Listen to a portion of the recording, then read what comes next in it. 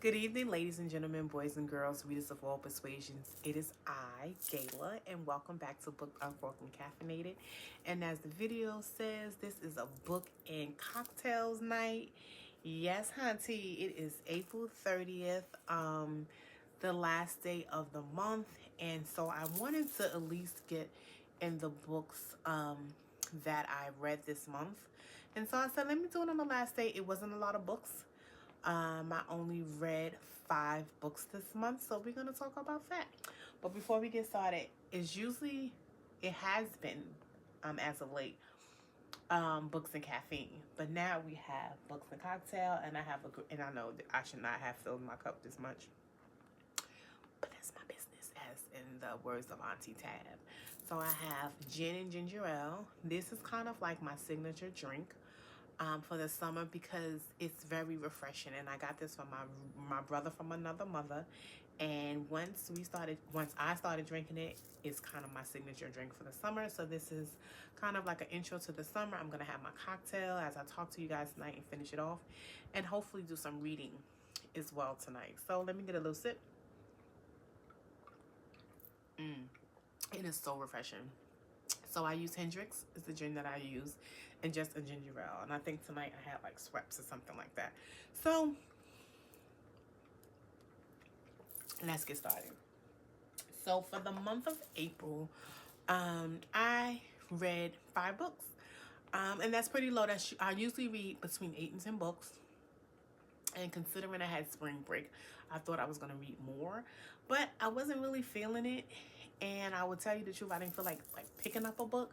I'm in the middle of a lot of different books, and maybe that's the reason. But 4 of the books that I read this month were audiobooks, and the last one was a physical book. But I wind up finishing it up on Audible, only because 1, it was 541 pages, and 2, it was a book that my colleague let me borrow, and I've had it literally for a couple of months now, maybe from the new year, and I didn't want to prolong giving it back to her.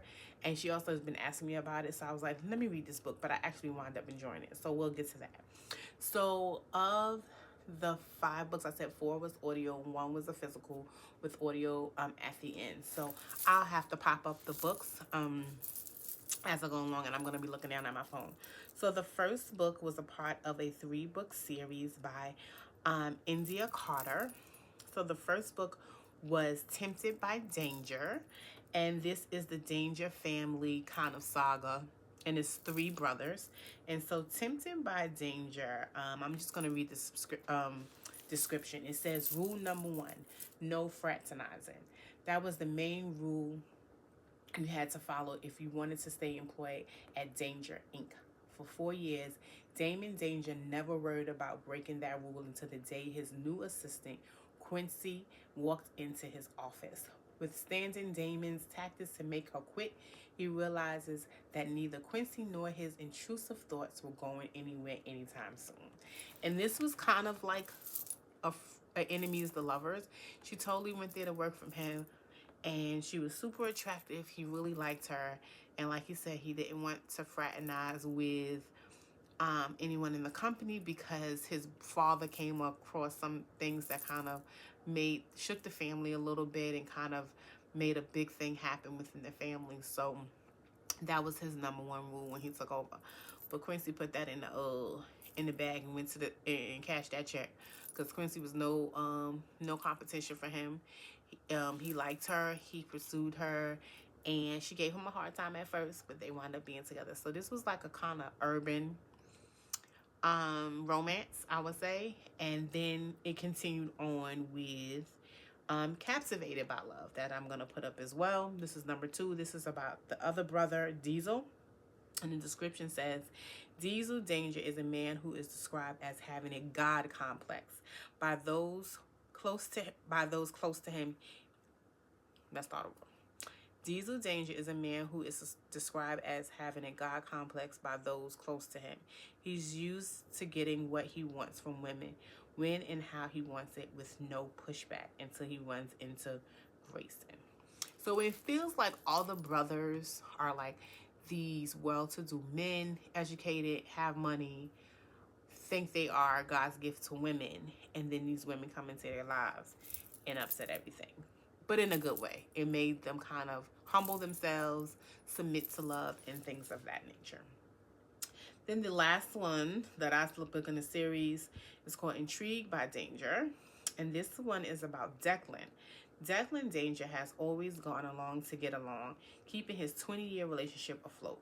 But his world flips upside down when his girlfriend insists on opening their relationship. In the midst of spiraling, he encounters the alluring mistress. So, girlfriend, mistress, 20-year relationship. So, Declan is a little bit different than the other brothers. So, when Declan went at school, I think this was his college sweetheart, and they were virgins, and they wanted to get married. They wanted to have sex, and they was like, let's get married. And then in the midst of their 20-year marriage, I think they had a child, or she got pregnant or something like that, and they've been together. They never were officially married, which was part of their ups and downs in their relationship.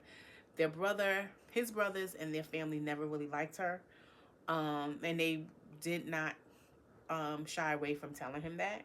And so, but he was like, nope, this is my child's mother. This is my sweetheart. I don't care if we're not married. We're committed to one another. But she wakes up one day feeling like she's missed out on life because he's the only man she knows.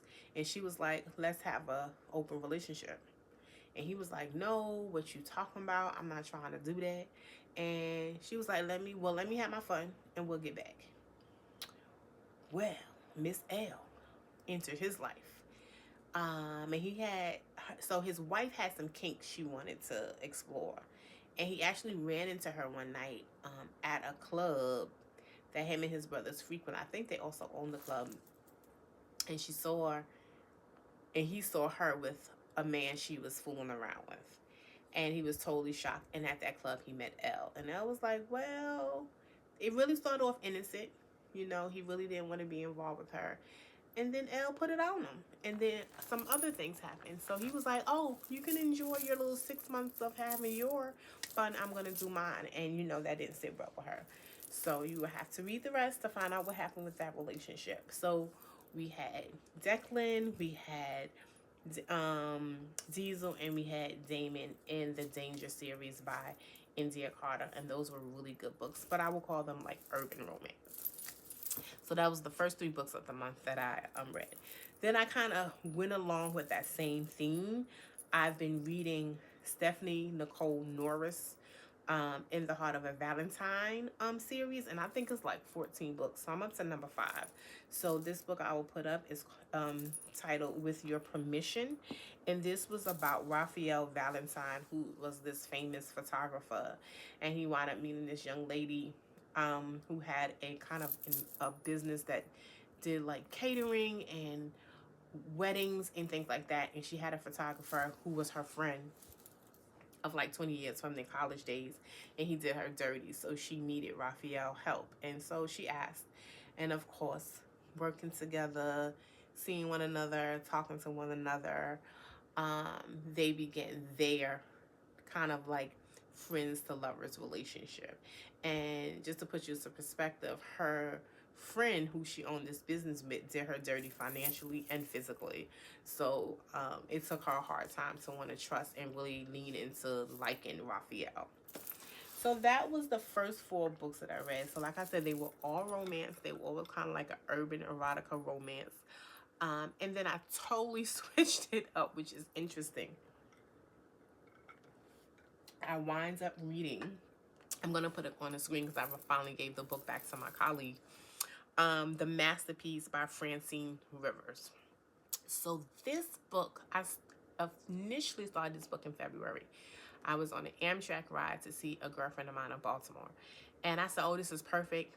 I have like 3 to 4 hours. I can put a big dent in this book because it was 541 pages. These women were behind me, yapping.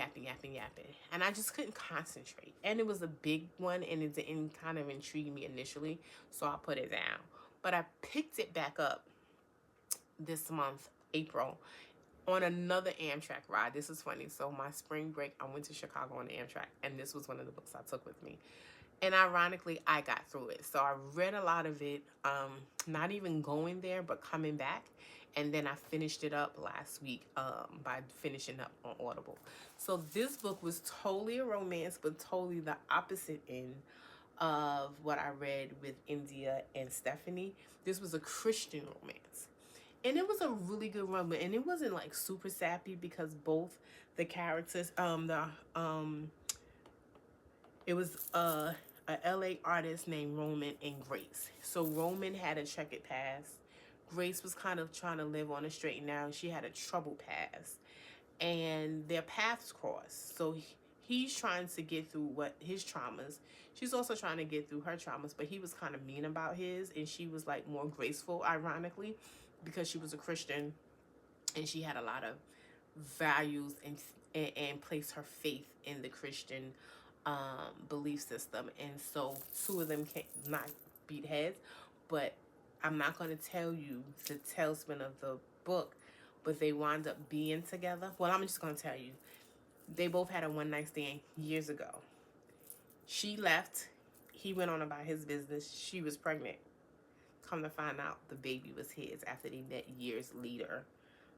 She wound up working for him, and then they were just talking about their checkered past, and lo and behold, they were one another's one night stand.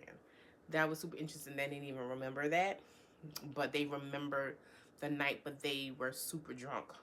And so they was like, I remember I had this one night and then I never saw her again, but that's okay because I don't deal with women I have one nighters with. And she was like, I've never had a one nighter. You know, she been with her college sweetheart. He cheated on her and left her. They were actually married.